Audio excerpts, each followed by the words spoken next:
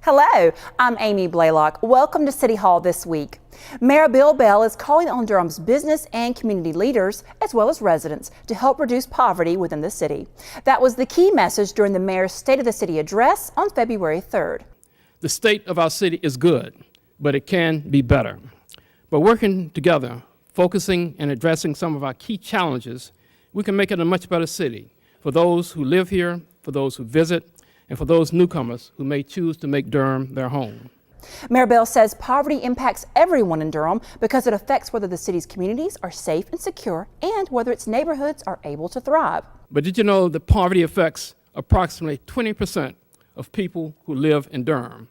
That's nearly 1 in every 5 persons who are either homeless, cannot afford adequate housing, or paying more than 30% of their income on housing, making them choose between food for their children, transportation to get to their jobs, and paying for other basic necessities like medicine. These are choices no one should have to make in our society, especially in Durham. Members of Durham's faith and business communities who are already helping to make sure those choices don't have to be made were recognized for their efforts and held up as an example for possible solutions. As a city, we must work in partnership with existing efforts by those nonprofit, private sector, and county government. Those sectors work well together when we're revitalizing downtown, and we should be able to work just as well to reduce poverty in our community. We must utilize and better prioritize existing financial resources. Now, this is not a call at this time for more financial resources, but a call for better coordination and collaboration of existing resources. Mayor Bell stressed that reducing poverty will not be easy, nor will it be a goal that is reached quickly. But he believes Durham is capable of meeting the challenge.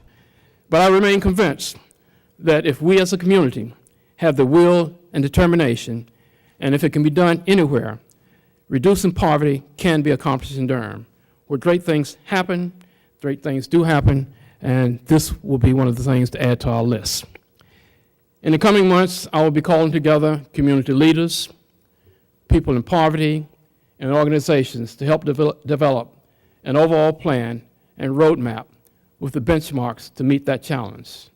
For more on the mayor's address and to watch the 2013 Year in Review video called Durham Mission Possible, visit the city's website at durhamnc.gov. The replacement of the Main Street Bridge over Campus Drive is complete, and now all the bills between the city and NCDOT are being settled. Because there were existing city water lines attached to the bridge, the city and NCDOT agreed to split the cost associated with moving the utility lines.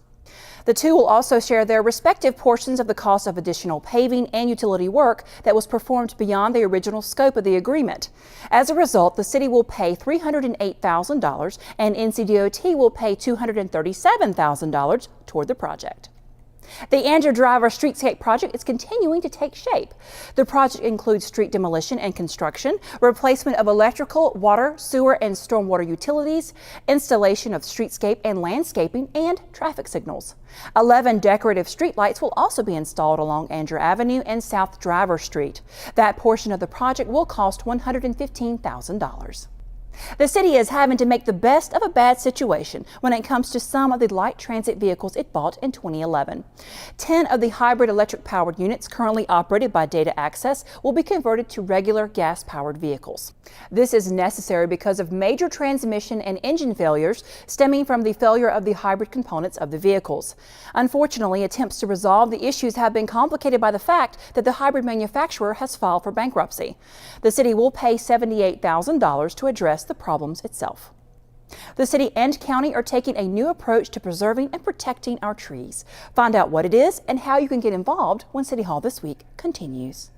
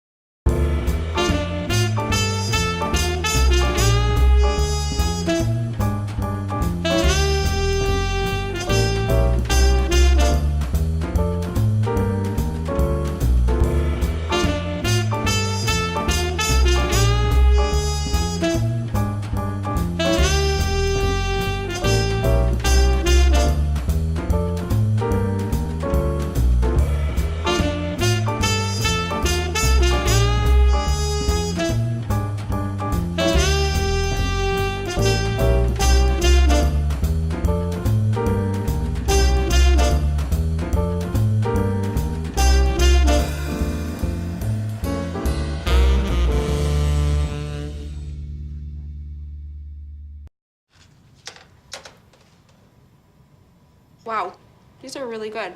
You act surprised.